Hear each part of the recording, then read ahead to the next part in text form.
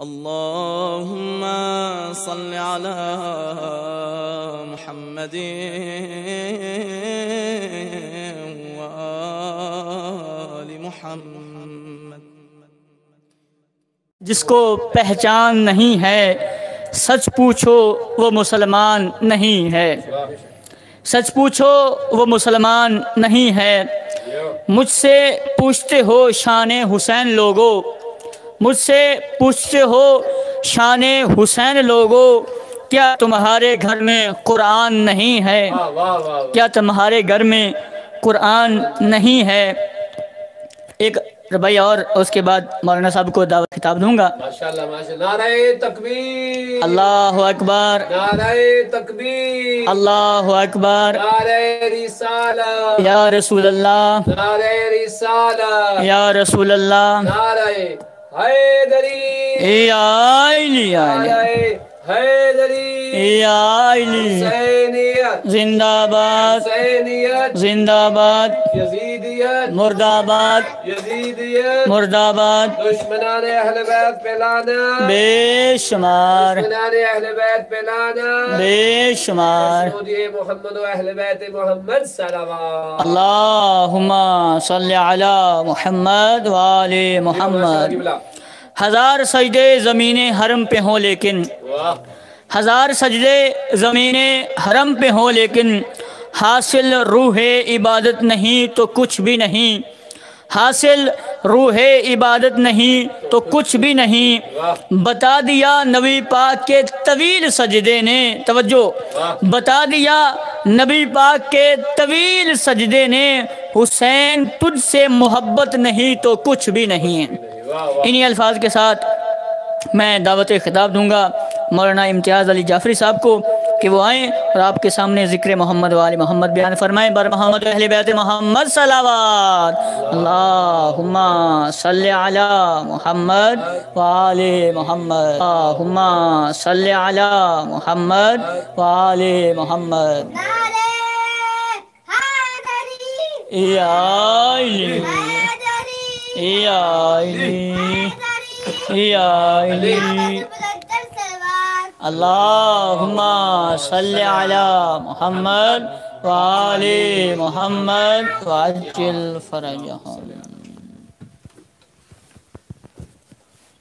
نعرہ تکبیر، اللہ اکبر، نعرہ تکبیر، اللہ اکبر، حسینیت زندہ باد، حسینیت، زندہ باد، یزیدیت مرد آباد، یزیدیت، مرد آباد، دشمنان اہل بیت پہ لعنت، بے شمار، لعنت، بے شمار۔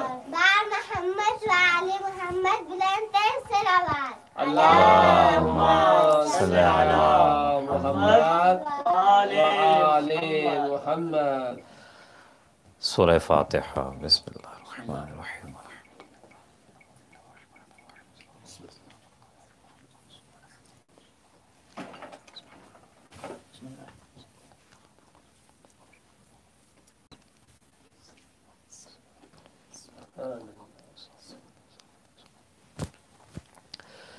ماشاء اللہ لا حول ولا قوة الا باللہ العلی العظیم۔ بسم اللہ الرحمن الرحیم۔ الحمد للہ رب العالمین، خالق السماوات والارضین، ربنا ورب الملائکۃ الصادقین، ثم الصلاۃ والسلام علی رسولہ المصدد ومحمود الاحمد سیدنا و مولانا ابی القاسم محمد۔ اللہم صلی علی محمد و آل محمد وعجل شہد الشہداء والصالحین وعلی آلہ الطیبین الطاہرین المعصومین، ولعنت اللہ علی اعدائہم ملعونین۔ اما بعد فقد قال اللہ تبارک و تعالی فی کتابہ المجید وہو اصدق الصادقین وقولہ الحق۔ بسم اللہ الرحمن الرحیم۔ وعلم آدم الاسماء كلها ثم عرضهم على الملائکہ فقال انبئونی باسماء هؤلاء ان کنتم صادقین۔ صلوات مل کے پڑھ دیجیے گا۔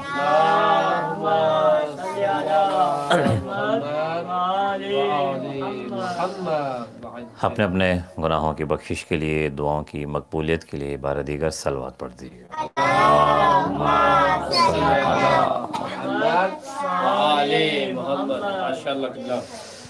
میرے محترم سامعین گرامی قدر، سورہ بقرہ کی آیت نمبر 31 کو تلاوت کرنے کا شرف حاصل کیا ہے۔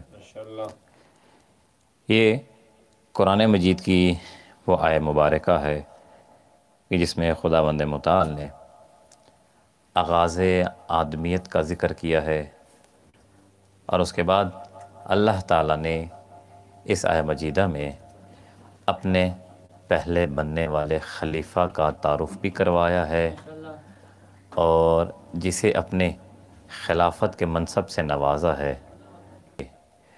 جو اللہ نے ایک معیار رکھا، اللہ نے ایک قانون بنایا، اس کا ذکر بھی اس آیت مجیدہ میں ہوا ہے۔ پروردگار نے جب حضرت آدم علیہ السلام کو خلق کیا، اور خلق کرنے کے بعد ان کا وجود جب مکمل ہو چکا، میں اس ساری تفصیل میں نہیں جاؤں گا، آپ سب جانتے ہیں کہ مٹی کو گوندا گیا، گوندنے کے بعد مٹی ایک عرصہ تک پڑی رہی، پھر اس میں کھنکھناہٹ پیدا ہوئی۔ جب اللہ تعالیٰ نے حضرت آدم اور روح پھونکنے کے بعد اللہ نے تمام ملائکہ کو کہا کہ اب آدم کی طرف سجدہ کرنا ہے، تو سب نے سجدہ کیا، لیکن ایک شیطان جو ہے اس نے انکار کر دیا اور کہا کہ میں اسے سجدہ نہیں کروں گا، اور اس سجدہ نہ کرنے کا اس نے جو جواز بنایا اور جو علت پیش کی، یہ کہا کہ پروردگار اے میرے رب، میں اس سے افضل ہوں، یہ مجھ سے کمتر ہے، لہٰذا میں افضل ہو کے کمتر کی حیثیت کو تسلیم نہیں کروں گا۔ تو جو ہے سب صاحبان کی کہ میں افضل ہوتے ہوئے کمتر کو تسلیم نہیں کروں گا، یعنی پہلے بشر بننے پر ہی یہ فیصلہ ہو چکا کہ کبھی افضل کسی کمتر کو قبول نہیں کرتا ہے۔ اور جب دلیل پوچھی گئی کہ آپ کی افضلیت کی دلیل کیا ہے اور ان کی کمتری کی دلیل کیا ہے، تو شیطان نے، ابلیس نے، بلکہ ابھی تو وہ ابلیس نہیں بنا ہے، ابھی تو پروردگار کا برگزیدہ بندہ ہے، عرض کرتا ہے پروردگار یہ مٹی سے بنا ہے اور میں آگ سے بنا ہوں، لہٰذا مٹی سے بننے والا کمتر ہے اور آگ سے بننے والا افضل ہے، اس کی ابتریت ہے، وہ برتر ہے اس سے۔ اب اللہ جانے اس نے کس طرح سے یہ فیصلہ کر لیا کہ آگ افضل ہے، مٹی جو ہے وہ کمتر ہے، جبکہ آگ کی حیثیت یہ ہے کہ جہاں پہ جاتی ہے جلا دیتی ہے، مٹی جہاں پہ جاتی ہے رزق عطا کرتی ہے۔ اس مٹی کے ذریعے سے اس نظام حیات چل رہی ہے، جہاں پہ پانی ہے۔ میں نے ایک مجلس میں خدمت عرض کر دی تھی آپ کی خدمت میں کہ پانی کو اللہ نے جو شرف عطا کیا، اسی طرح سے مٹی کا بھی ایک اپنا مقام ہے۔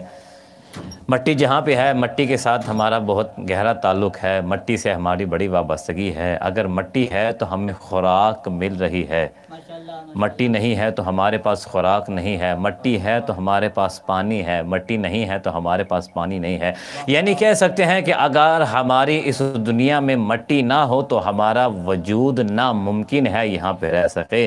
تو جب تراب کے بغیر وجود ممکن نہیں ہے تو ابو تراب کے بغیر کیسے زندہ رہا جا سکتا ہے؟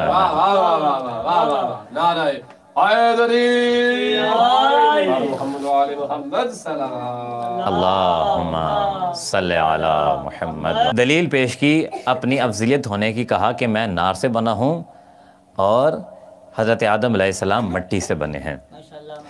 اب اللہ نے اسے اپنی بارگاہ سے رون دیا اور کہا کہ تو میرے پاس اب رہنے کے قابل نہیں ہے، تو یہ جو میں نے جنات سے نکال کے ملائکہ کی صف میں داخل کیا تھا، تیرے ایک انکار کی وجہ سے میں تجھے یہاں سے نکال رہا ہوں۔ اب یہاں پہ تفسیر میں جب جاتے ہیں تو بہت ساری اس میں ابحاث آتی ہیں کہ آیا اسے سجدے کے انکار کی وجہ سے نکالا گیا یا اللہ کی نافرمانی کی وجہ سے نکالا گیا یا اور بہت ساری وجوہات ہیں. نتیجہ یہی نکلتا ہے کہ چاہے سجدہ ہو چاہے انکار الہی ہو، لیکن جو وجہ سامنے آتا ہے وہ یہی ہے کہ اس نے کہا تھا کہ میں اسے نہیں مانتا جو مجھ سے کمتر ہے، اور اللہ نے کہا تھا میں اسے نہیں مانتا جو میرے بنائے کو نہیں مانتا ہے.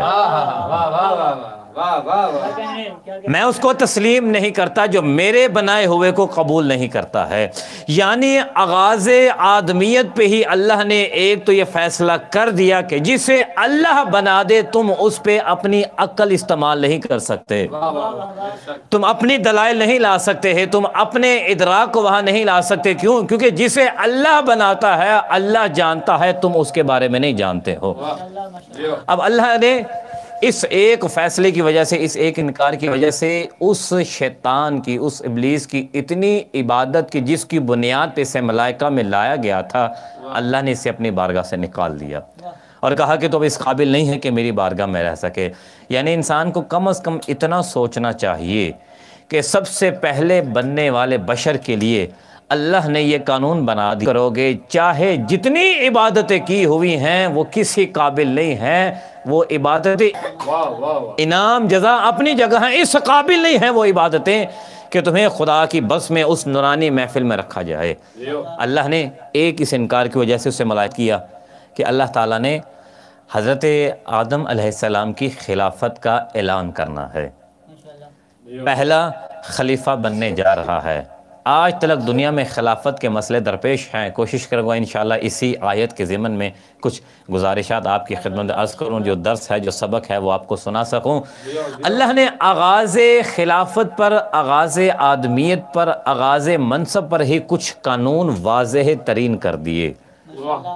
اگر انسان ان قوانین کو سمجھ، انشاءاللہ میں وضاحت کرتا چلا جاؤں گا تو اس کے سامنے ہر چیز آسان تر ہو جائے گی، کوئی مشکل نہیں رہ جائے گی. اب اللہ نے پہلا خلیفہ بنانا ہے، خلافت کے معیار بتانے ہیں. اب اللہ نے کیا کیا؟ حضرت آدم علیہ السلام کے سامنے کچھ اسماء رکھے اور کہا کہ آپ بتائیے یہ کون سے اسماء ہیں. حضرت آدم علیہ السلام نے ان اسماء کو تلاوت کر دیا. میں آگے انشاءاللہ عرض کروں گا. وہ اسماء تلاوت کر دیا، خلیفہ بناتا ہوں. جب حضرت آدم علیہ السلام نے یہ اسماء تلاوت کیے، اب اس کے بعد فرشتوں کے تمام تفاسیر میں ہے، تفسیر نمونہ میں نے جملے پڑھے ہیں کہ فرشتوں کے دل میں یہ خواہش تھی کہ ہمیں بھی خلافت کا منصب عطا کر دیا جائے. وہ کس طرح سے خواہش کا اظہار کیا؟ اس صورت میں کہا کہ پروردگار جسے تو اپنا خلیفہ بنانے جا رہا ہے یہ تو زمین میں خون ریزی کرے گا، یہ زمین میں جا کے فساد برپا کرے گا، جبکہ ہم تیری تسبیح کرتے ہیں، ہم تیری حمد کرتے ہیں. یعنی ہمارے باپ کی پہلے ہی انہوں نے برائی بیان کر دی، جس نے بھی عمل کی دنیا میں قدم رکھا ہی نہیں ہے، اور اپنی صداقت پہلے ہی بیان کر دی کہ وہ جا کے برائیاں کرے گا جبکہ ہم تیری تسبیحاں کر رہے ہیں. اللہ نے ان کی ایک نہ سنی اور بتا دیا کہ تسبیحوں کی بنیاد پہ کسی کو میں خلیفہ نہیں بناتا.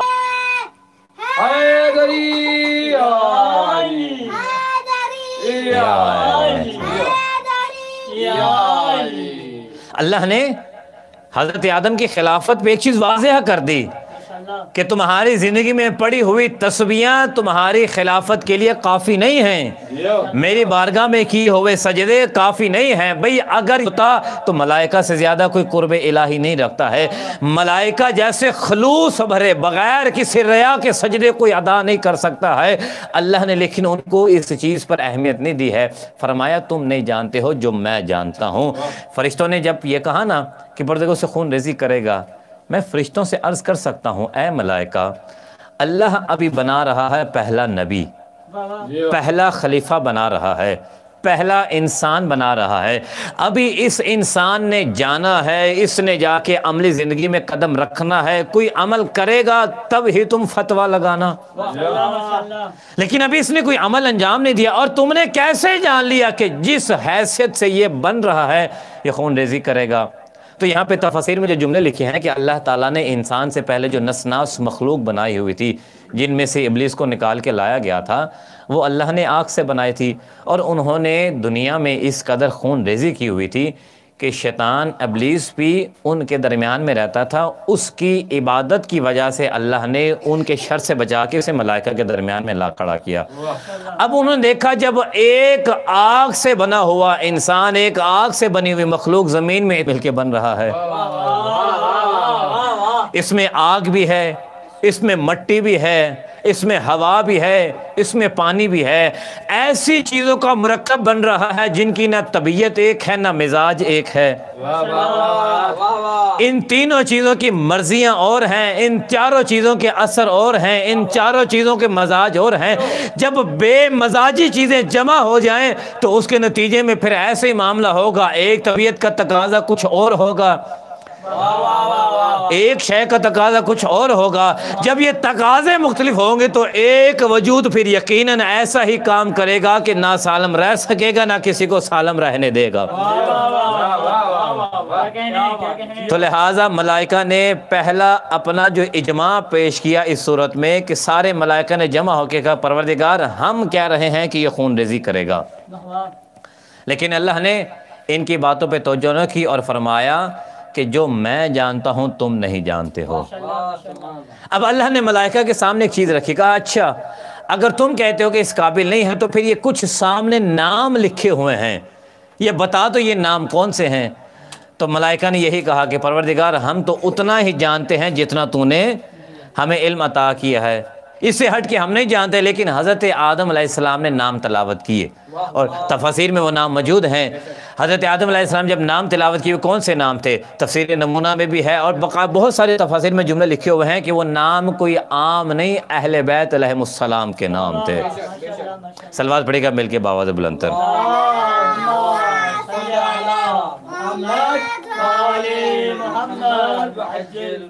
اللہ نے حضرت آدم علیہ السلام کو منصب خلافت عطا کیا معیار تعلیم بنا کر، معیار علم بنا کر۔ حضرت آدم علیہ السلام نے ان اسماء کا علم لیا، پھر ان کو پڑھا اور پڑھنے کے بعد اللہ نے انہیں خلافت کا منصب عطا کیا۔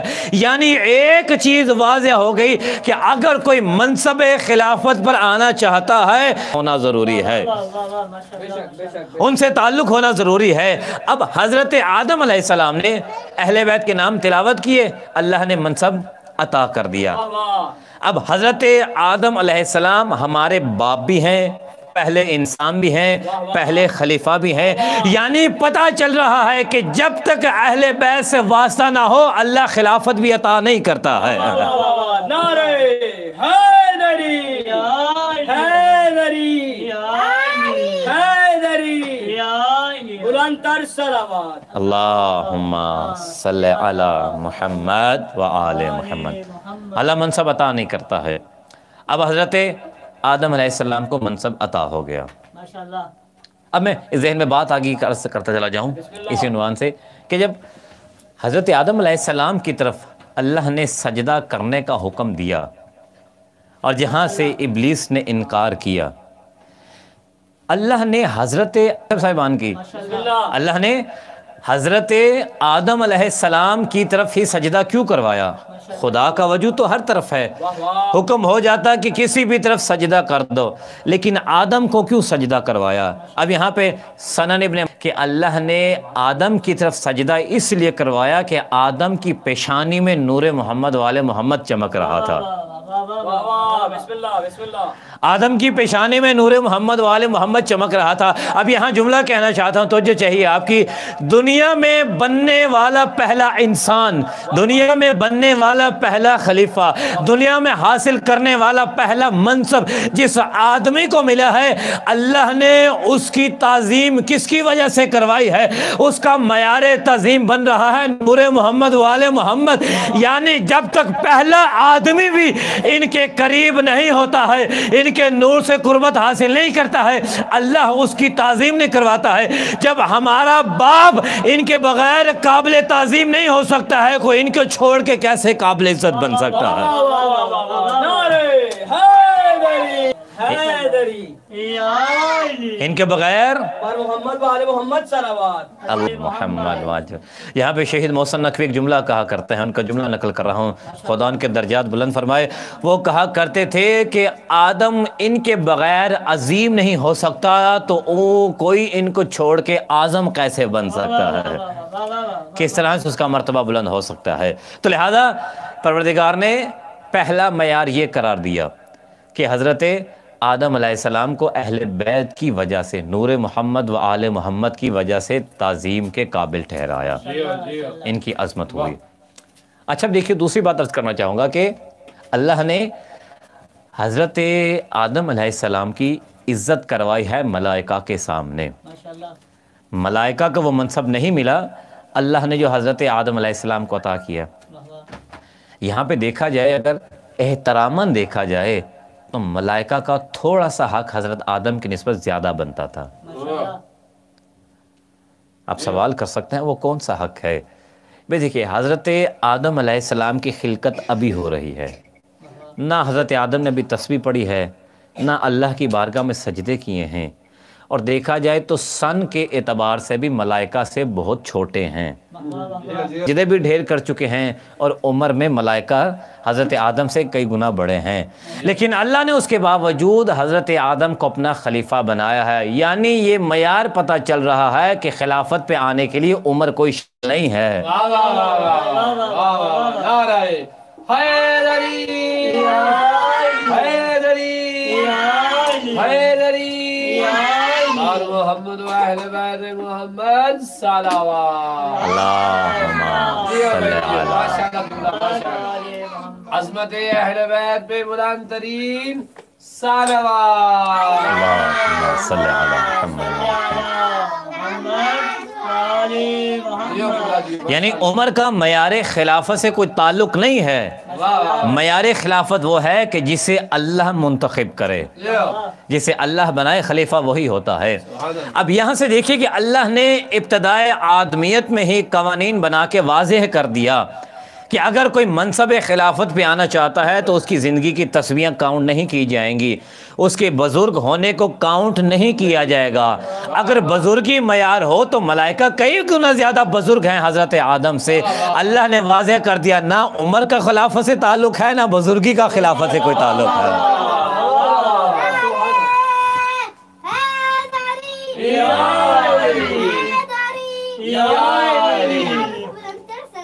اللہم صلی علی محمد و آل محمد۔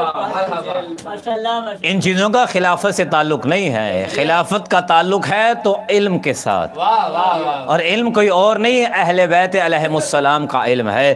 تو پھر مجھے کہنے کا حق دیجئے کہ اللہ نے کم از کم معیار یہ بنایا ہے کہ اگر کوئی بھی میرے ادنا سے ادنا منصب پہ بھی آنا چاہتا ہے، میرے قریب ہونا چاہتا ہے، اور کچھ نہیں تو اس کے پاس اہل بیت کے ناموں کا تو علم ہونا چاہیے۔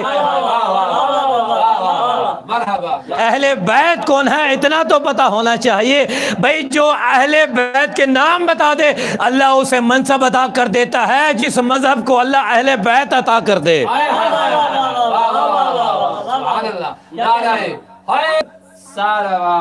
اللہم صلی علی محمد و آل محمد۔ چاہیے کہ ہم کس قدر خوش نصیب ہیں کہ جن کے نام لینے پر ہمارا باپ قابل تعظیم ہو گیا، اللہ نے ہمیں ان ہستیوں کے اللہ نے ان کی محبت ہمارے دل میں ڈال دی ہے، اللہ نے ہمیں اپنا وسیلہ ان کو ہمارے درمیان وسیلہ بنایا ہے۔ کس قدر خوش نصیب ہیں ہم۔ تو لہٰذا اللہ نے آغاز آدمیت میں ہی قوانین بنا دیے تھے، اگر کوئی اس پہ فالو کرے تو وہ عظمت والا بن سکتا ہے، کوئی اس کو چھوڑ دے تو اس کے اپنا ہی مقام ہے جو اللہ نے آغاز آدمیت میں دکھا دیا ہے کہ جو ان کو چھوڑ دے گا اس کی عبادتیں تو اپنی جگہ ہیں، اللہ اپنی بزم میں رہنے کے قابل نہیں سمجھتا ہے۔ تو لہٰذا اللہ نے یہ شروع میں بتا دیا، یہ سارے قانون بنا دیے۔ اب دیکھیے، اب اللہ نے حضرت آدم علیہ السلام کی طرف آدم علیہ السلام کو جب سجدہ کروایا، کیا وہ سجدہ آدم کو تھا؟ وہ سجدہ آدم کو نہیں تھا، وہ شبیہ آدم تھا، آئے ہائے آئے ہائے اصل میں تو قبلہ بنایا گیا تھا نا، ہائے واہ واہ تو وہ اصل قبلہ کی شبیہ تھی ایک مجسم صورت میں۔ واہ واہ اور دیکھیے اللہ نے جب تک حضرت آدم علیہ السلام کے پتلے کو بنا دیا تو پتلے کو بنانے پر اللہ نے نہیں کہا کہ آدم کو سجدہ کر، تو اللہ نے یہ نہیں کہا کہ اب یہ مجسمہ تھوڑا مضبوط ہو گیا ہے اس کو سجدہ کر دو۔ آدم کا پتلا بنا رہا، مٹی پکی ہو گئی، کھنکھناہٹ اس میں پیدا ہو گئی، ہوا کا گزر ہونا شروع ہو گیا، لیکن اللہ نے آدم کو اس وقت تک بھی قبلہ نہیں بنایا۔ میرے قبلہ غور سے سنیے گا، اللہ نے اس وقت تک بھی اسے قبلہ نہیں بنایا۔ بھئی قبلہ بنانا تھا تو بنا سکتا تھا، لیکن اللہ نے قبلہ نہیں بنایا، اتنی دیر تک مٹی پڑی رہی، قبلہ نہیں بنایا۔ اللہ نے اس کے مجسمے کو کھنکھناتی حالت میں تبدیل کر دیا، لیکن اپنی روح کو پھونک دیا۔ جب اللہ نے اس میں روح داخل کر دی تب سجدہ کروایا۔ بھئی اب بھی سمجھ میں نہیں آتا ہے کہ اللہ نے پہلا قبلہ بھی اس وقت تک قابل سجدہ نہیں بنایا جب تک اس میں روح نہیں آ گئی۔ اب قرآن عقل مندوں کے لیے ہے، ان کے لیے نہیں ہے جو جمعے کی نماز بدھ کو پڑھا کرتے ہیں، سمجھنے والوں کے لیے ہے۔ بھئی سمجھے گا اللہ پہلے قبلے کو بھی اس وقت تک سجدہ نہیں کرواتا ہے جب تک اس میں روح نہیں آ سکتی۔ بھئی پہلا قبلہ قابل سجدہ نہیں ہے جب تک روح نہ آ جائے۔ جس قبلے نے قیامت تک رہنا ہے وہ قابل سجدہ کب بن سکتا ہے؟ جب اس میں روح علی نہ آ جائے۔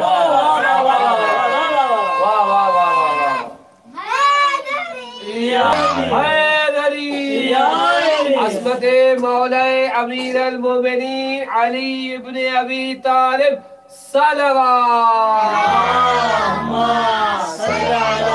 محمد وعلی محمد۔ ماشاءاللہ اللہ نے آدم کو سجدہ تب کروایا جب روح آدم اس میں آ گئی، اور اللہ نے کعبہ کو بھی سجدہ اس وقت کروایا جب روح کعبہ میں آ گئے۔ تو لہذا قابل تعظیم آدم بھی تب بنا جب اس میں روح آئی۔ تو سمجھ لیجئے گا پہلے قبلہ کی بھی تعظیم ان کی وجہ سے ہوئی ہے، اور قیامت تک رہنے والے کی قبلہ کی تعظیم انہی کی وجہ ہے۔ پھر سمجھ لیجئے گا کہ اگر کوئی ان کو چھوڑ رہا ہے، نہ وہ اپنے باپ کا بن رہا ہے، نہ جسے اللہ نے بنایا ہے اس کا بن رہا ہے۔ اولاد آدم ہے نا، تو اللہ نے ہمارے باپ کی عزت تو ان کی وجہ سے کروائی ہے، تو آپ ان کو چھوڑ کے کیسے قابل تعظیم بن سکتے ہیں؟ اب دیکھیں، اب حضرت آدم علیہ السلام کو اللہ نے منصب خلافت عطا کر دیا۔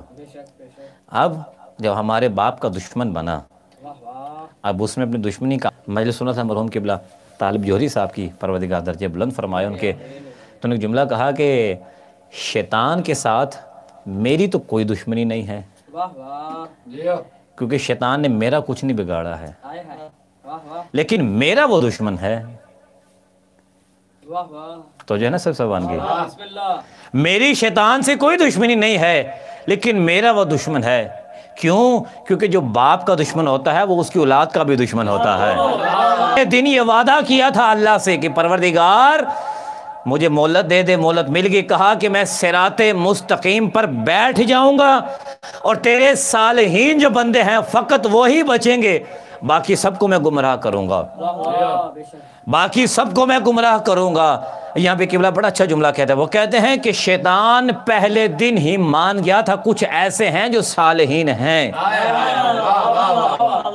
وہ شیطان ہوتے سمجھتا تھا کہ اللہ کے بعد کچھ ایسے ہیں جن پر میری دسترس بھی نہیں ہے، جن پہ میں اپنی طاقت کا اظہار نہیں کر سکتا۔ وہ کہتے ہیں عجیب بات ہے کہ آدم کے ہوتے ہوئے، پہلے انسان کے ہوتے ہوئے شیطان سمجھ گیا کہ کچھ ایسے انسان ہوں گے جن پر میری دسترس نہیں ہوں گے۔ کیسی بات ہے، باپ کی موجودگی میں شیطان سمجھ گیا ہے، اس کی نالائق اولاد آج تک سمجھ نہیں پا رہی کہ وہ کون سے صالحین ہیں جن کے پاس شیطان بھی نہیں جا سکتا ہے۔ اللہ اکبر، نعرہ رسالت یا رسول اللہ، یا رسول اللہ، نعرہ حیدری، یا محمد و آل محمد۔ मोहम्मद सल्लल्लाहु अल्लाहुम्मा सल्ली अला मुहम्मद व आले मुहम्मद। इसके शब्बीर के सांचे में मुझे ढाला गया, माशाअल्लाह। इसके शब्बीर के सांचे में मुझे ढाला गया। हूँ अज़ादार तो मयार मेरा आला है, हूँ अज़ादार तो मयार मेरा आला है।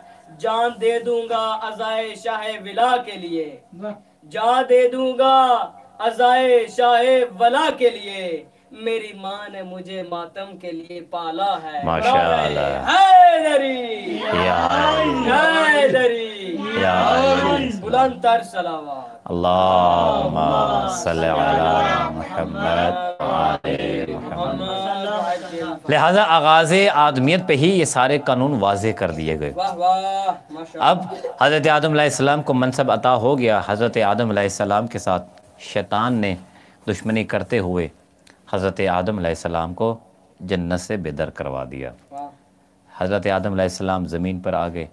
अब आके बारगाह इलाही में गिरिया करते रहते हैं और अपने उस तरके औला पर पशमान है, खुदा की बारगाह में दुआ करते रहते थे। अब जो साहिबान तफसीर ने यहाँ पे जुमले लिखे हैं, बाज़ ने लिखे कई साल काफ़ी अरसा तक तौबा करते रह के अल्लाह ने तौबा को कबूल ना किया। मस्जिद कूफा में आप सारे गए हुए हैं, तो मस्जिद कूफा में वो मकाम है कि जहाँ पे हज़रत आदम अलैहिस्सलाम की तौबा कबूल हुई। माशाअल्लाह। मैं अपने अल्फाज में और बच्चों को समझाने के लिए कि तरके औला भी एक बुराई थी जो हज़रत आदम अलैहिस्सलाम के साथ जुड़ गई थी और जिसकी वजह से वो गिरिया करते थे। उस दामन को पाक करने के लिए अब हज़रत आदम अलैहिस्सलाम दिन को भी रोते हैं और रात को भी रोते हैं। और जो किताबें हैं उन्होंने जुमले ये लिखे हैं कि रो रो के हज़रत आदम अलैहिस्सलाम की आंखों में गड़े पड़ गए थे, आंखें स्याह हो गई, इस कदर गिरिया अपने इस अमल की वजह से। लेकिन अल्लाह हज़रत आदम अलैहिस्सलाम की तौबा को कबूल नहीं कर रहा। क्या हुआ कि एक दिन जनाब जबरील अलैहिस्सलाम हज़रत आदम के पास आते हैं और आके अर्ज़ करते हैं, ऐ आदम, आप अल्लाह की बारगाह में गिरिया कर रहे हैं, आपकी तौबा कबूल नहीं हो रही, तो आप क्यों नहीं अल्लाह की बारगाह में उनका सहारा लेते हैं जिनकी वजह से आप काबिल इज़्ज़त बने थे, जिनकी वजह से आप काबिल ताज़ीम बने थे, उनके नामों का सहारा लीजिए। तो वहाँ पर हज़रत आदम अलैहिस्सलाम ने जो अस्मा तिलावत की, हम हर उस दुआ में तिलावत करते हैं जो खुदा से की जाती है। क्या कहा? अल्लाह की बारगाह में कहा, या कदीमुल एहसान बेहक्किल हुसैन अलैहिस्सलाम, या फातिर समावात वल अर्ज़ बेहक्के फातिमा, या आला बेहक्के अली, या महमूद बेहक्के मोहम्मद। हज़रत आदम अलैहिस्सलाम ने इनके नामों को तिलावत किया। कहा, परवरदिगार तो एहसान करने वाला है, तुझे हुसैन का वास्ता है, तो ज़मीन और आसमान का मालिक है, तुझे जनाब ज़हरा का मोहम्मद का वास्ता है। अब हज़रत आदम अलैहिस्सलाम ने जैसे ही इन नामों का सहारा लिया, अल्लाह ने जो आदम की तौबा इतने अरसे से चल रही थी कबूल की, अल्लाह ने आदम की तौबा को कबूल किया और कहा, आदम हमने तेरी तौबा को कबूल कर लिया है। अब जो जुमला अर्ज़ करना चाहता हूँ, अब आदम इतने अरसे से रोता रहा, अल्लाह ने तौबा कबूल नहीं की, यानी अल्लाह ने ये भी एक कानून बना दिया कि अगर तुम्हारा बदन किसी गुनाह की वजह से गुनाह की वजह से नापाक हो जाता है, गुनाह की वजह से कोई निजासत तुम्हारे बदन से जुड़ जाती है, तो जिस तरह से तुम इज्जत इनके नामों की वजह से ले सकते हो, अपने बदलों में तहारत भी इनके नामों के जरिए से ला सकते हो। बेशक बेशक बेशक। माशाअल्लाह माशाअल्लाह। या हैदरी हैदरी या अली वादे बुलंद तर सलावत। अल्लाहुम्मा सल्ली अला मुहम्मद व आले मुहम्मद। अपने बदनों में तुम तहारत भी इनके अस्मा के ज़रिए से ला सकते हो। तो फिर भी अगर ये दुनिया ना समझे तो और आसान करता चला जाओ, भाई अगर दुनिया में पाको पकीज़ा रहना चाहते हो तब भी इस घराने के पास आना होगा।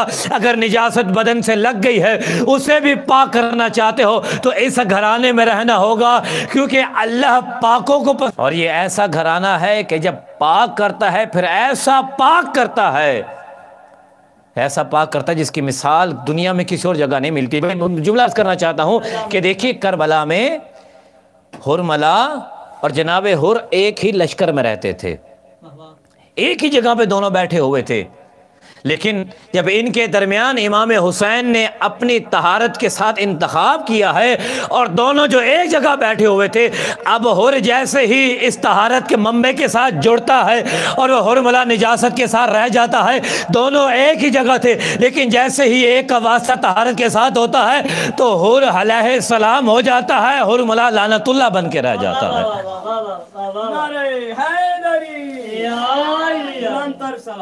اللہم سنا ہے جس سے وابستگی اختیار کر کے آپ دنیا میں پاک و پاکیزہ رہ سکتے ہیں، اور اگر گناہوں کی نجاست کے ساتھ بدن میلا ہو گیا ہے تب ہی انہی کا سہارا لینا ہوگا، اور پھر ایسا پاک کرتے ہیں کہ لمحوں میں نہ گناہگار کو علیہ السلام میں تبدیل کر دیتے ہیں۔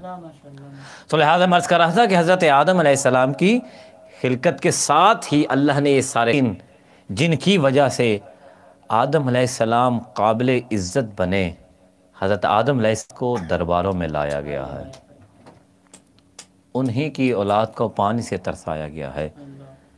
ذاکرین کا بہت مشہور جملہ ہے اور اکثر میں یہ جملہ پڑھتا رہتا ہوں، اور جس بھی ذاکر نے اس کی ابتدا کی ہے خدا اس کو اس کا اجر دے، وہ کہا کرتے ہیں کہ کسی نبی کے بیٹوں کے ساتھ اتنا ظلم نہیں ہوا جتنا علی کی بیٹیوں کے ساتھ ظلم کیا گیا۔ اجرکم علی اللہ، پروردگار آپ کی آہوں کو قبول فرمائے۔ جناب سیدہ آپ سے راضی حرام ہے۔ قافلہ حسینی جو مدینہ سے چلا تھا کربلا تلک پہنچا، اب کربلا سے وہ قافلہ آگے چل رہا ہے۔ چند جملے میں نے عرض کرنے ہیں، بی بی طاقت دے میں ان کے اولاد کے مصائب بیان کر سکوں۔ جب یہ قافلہ مدینہ سے چلا تھا نا تو سواریوں کے اوپر بیویاں سوار تھی، اس قافلے کے محملوں کے اوپر بھی پردے پڑے ہوئے تھے، اور اس قافلے کے ارد گرد پہرا دینے والے عباس کی صورت میں تھے، حسین کی صورت میں تھے، اون کی صورت میں تھے، جعفر کی صورت میں تھے، جو جوانیوں کے عالم میں اس قافلے کا پہرا دے رہے تھے۔ اور اس وقت قافلے کی شان یہ تھی کہ جب کوئی سوار ہونا چاہتا تھا، ہر جوان اپنا زانو زمین پہ رکھتا تھا، بی بی اس کے زانو پہ قدم رکھ کے محمل میں سوار ہوتی تھی۔ اور جب یہ قافلہ چلا تو قافلے کے ارد گرد گھوڑے پہ سوار کبھی عباس اس قافلے کا چکر لگاتے تھے، کبھی حسین چکر لگاتے تھے، کبھی اون چکر لگاتے تھے۔ یہ قافلے کی حالت تھی جب یہ مدینہ سے چلا تھا، لیکن جب یہ قافلہ کربلا سے چلا ہے اب حالت کیا ہے کہ جو زانو جھکاتے تھے آج خود نیزوں پہ سوار ہیں، جو قافلہ محملوں کے ساتھ اجرکم اللہ۔ جناب سیدہ آپ سے راضی ہوں۔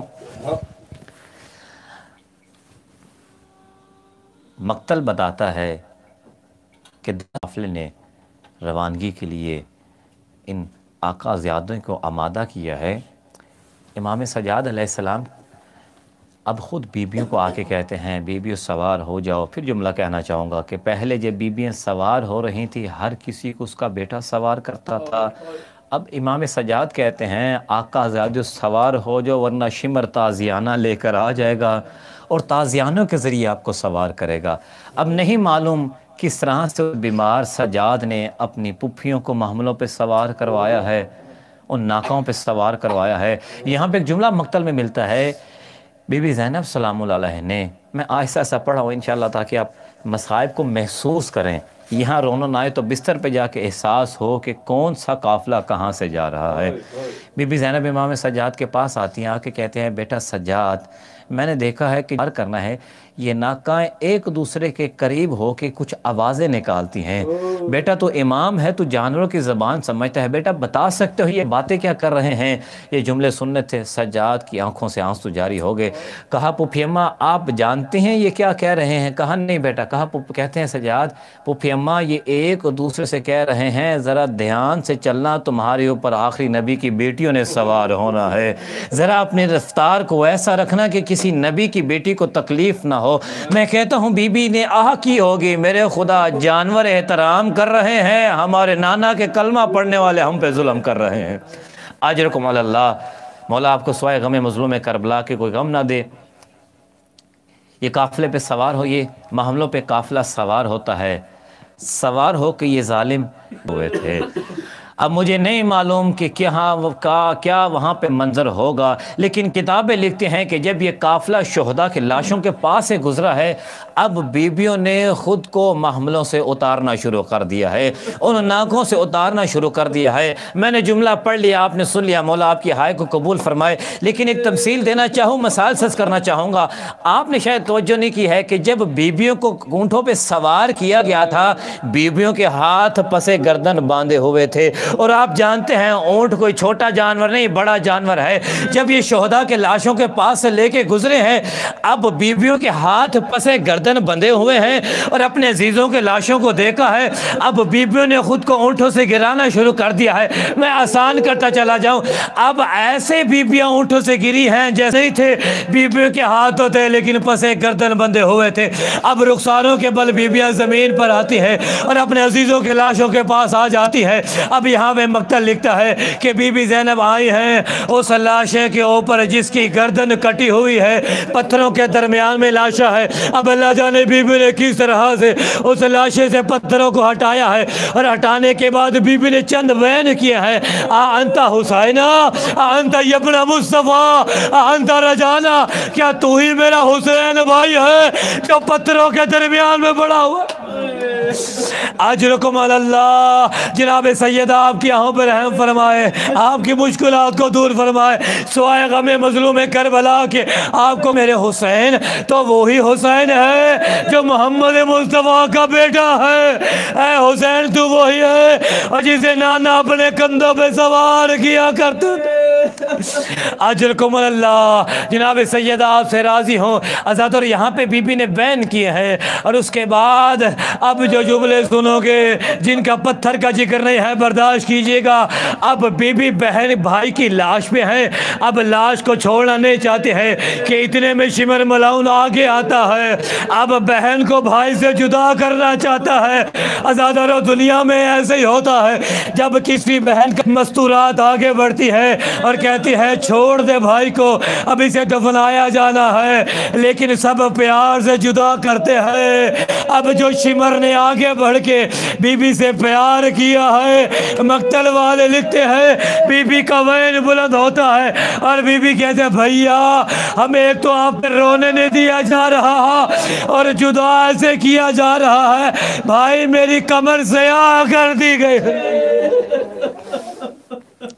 اجرکم الزہرا۔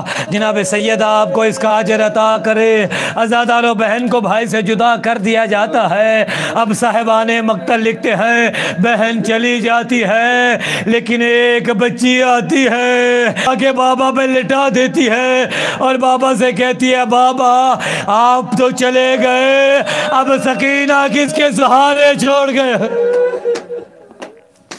اب سکینہ کس کے سینے پہ سوئے گی؟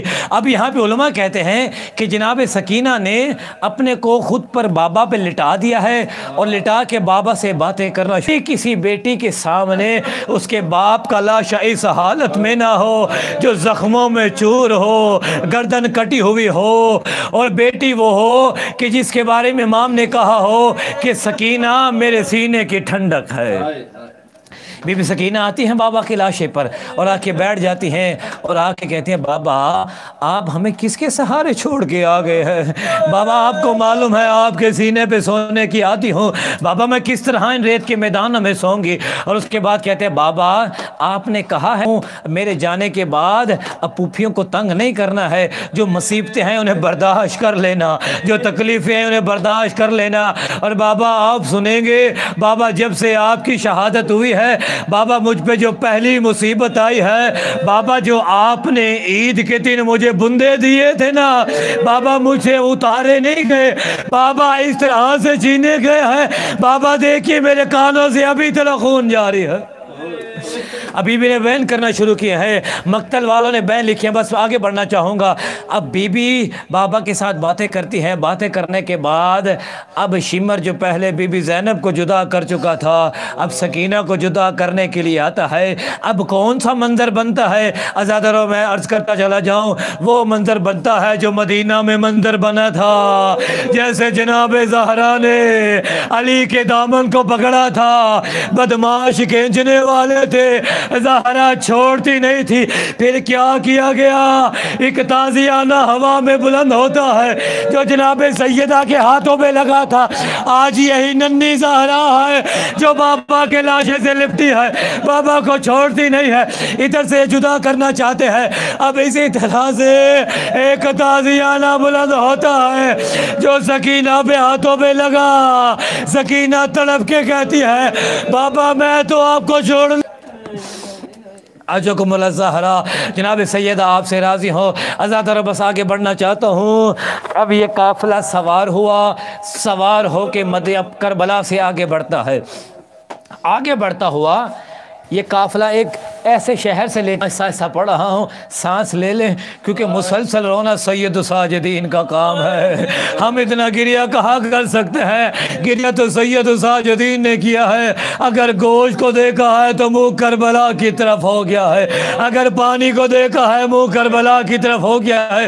और ज़रा जुमला कहता चला जाऊँ, आप गिरिया कर रहे हैं ना, गिरिया करने के बाद जब प्यास लगेगी पानी पिलाने वाले भी मौजूद होंगे, आपको तसल्लियाँ देने वाले भी मौजूद होंगे।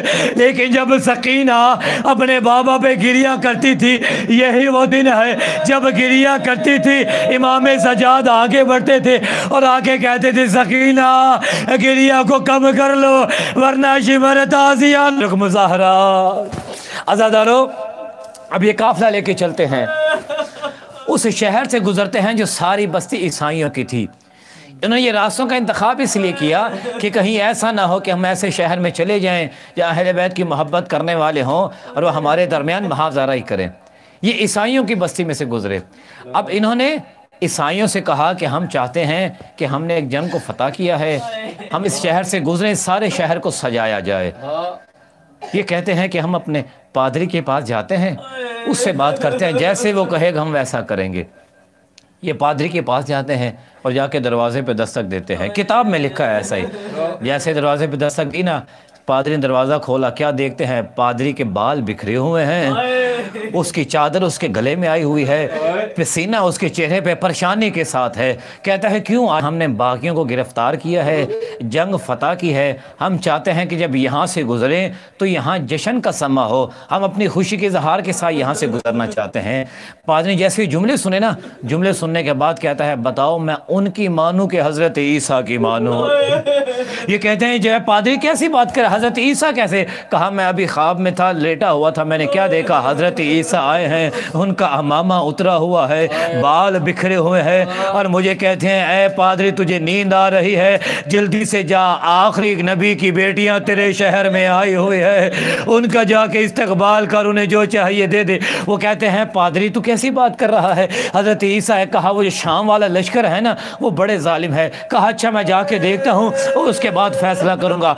आज़ादारो जैसे ही ये अहले बैत के पास आए ना, आके देख के कहता है कैसे ये जालिम है, इनके जानवर छाँव में बैठे हुए हैं, उनके बच्चों को धूप में बिठाया हुआ है।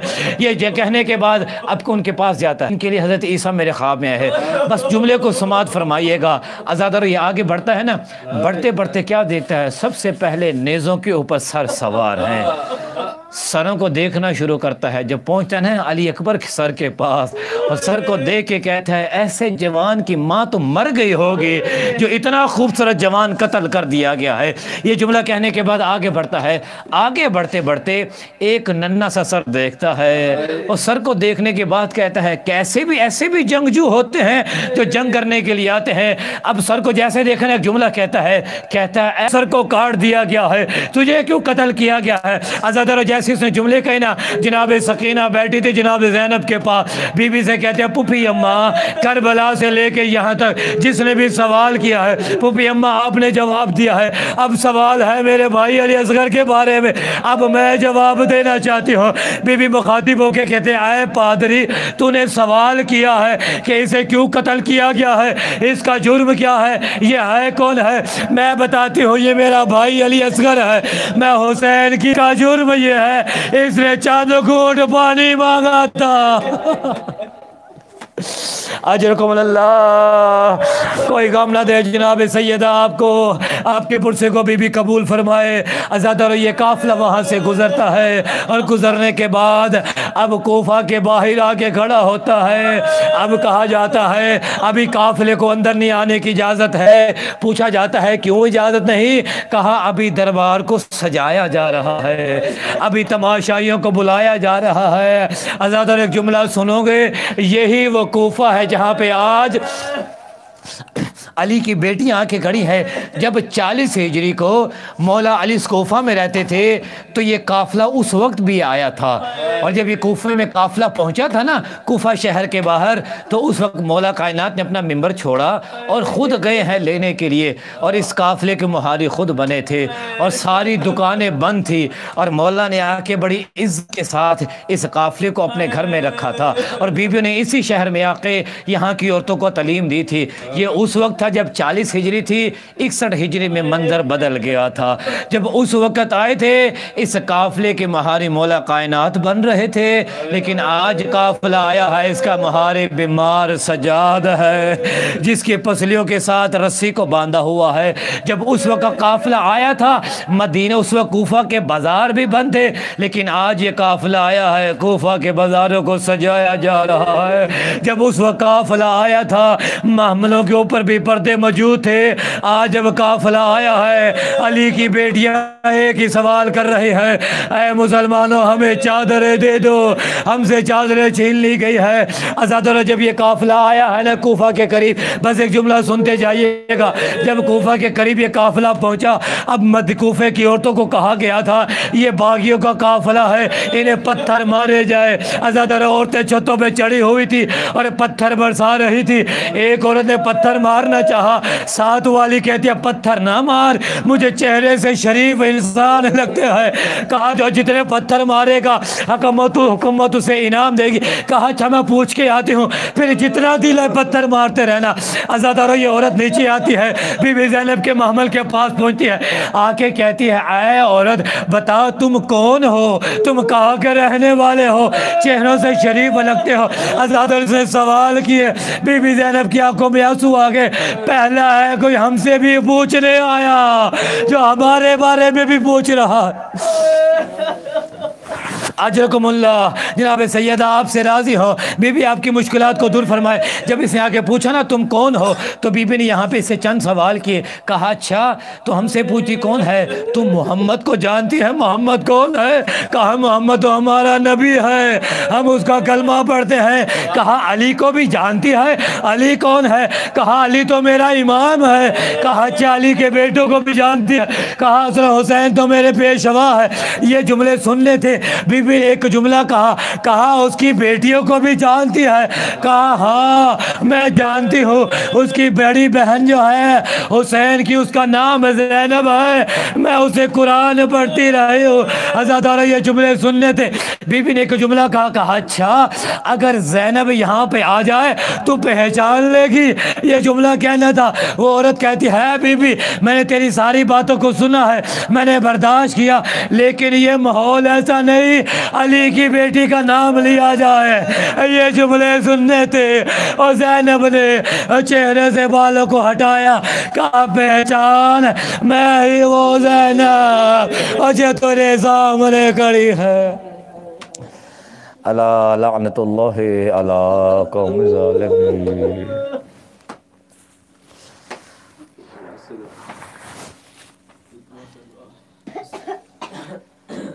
میرے اللہ تجھ واسطہ محمد و آل محمد علیہ السلام کا ہماری اس قلیل سی عبادت کو اپنی بارگاہ میں قبول و منظور فرما۔ ہم سب کے تمام گناہان کبیرہ صغیرہ معاف فرما۔ ہمیں صحیح معنی میں دین محمد وآل محمد علیہ السلام پر عمل کرنے کی توفیق عطا فرما۔ میرا واسطہ تجھے اہل بیت کی عزت و عظمت کا، جتنے مومنین پریشان حال ہیں اہل بیت کی پریشانیوں کا صدقہ ان کی پریشانیاں دور فرما، جتنے مومنین تنگ دست ہیں ان کی تنگ دستیاں دور فرما۔ میرے اللہ بحق محمد و آل محمد کا جس عزا خانے میں عزاداری ہے میرے اللہ اس عزا خانے کو تا قیامت آباد و شاد فرما۔ میرے اللہ بحق محمد و آل محمد اس عزا خانہ کے خادمین کی توفیقات خیر میں اضافہ فرما۔ میرے اللہ بحق محمد و آل محمد تجھے واسطہ اہل بیت کی عزت و عظمت کا، تجھے واسطہ اہل بیت کی اسیری کا، جتنے مومنین بے گناہ قید ہیں انہیں قید سے رہائی عطا فرما۔ میرے اللہ بحق محمد و آل محمد ہمارے کو جس نے جس انداز میں ہمارے ذمہ جو دعا لگائی ہے اس دعا کو اپنی بارگاہ میں قبول و منظور فرما۔ میرے اللہ ہماری ہر دعا سے بڑی دعا ہمارے حقیقی وارث امام زمان علیہ السلام کے ظہور میں تعجیل فرما، ہمیں امام کے اعوان و انصار میں شمار فرما۔ ربنا تقبل منا انک انت السمیع الدعاء وبحق زہرا وابیہا وبالہا وبنیہا وسر المستودعا فیہا برحمتک یا ارحم الراحمین۔ عبادت کی قبولیت کے لیے باواز بلندتر صلوات۔ محبت آل محمد۔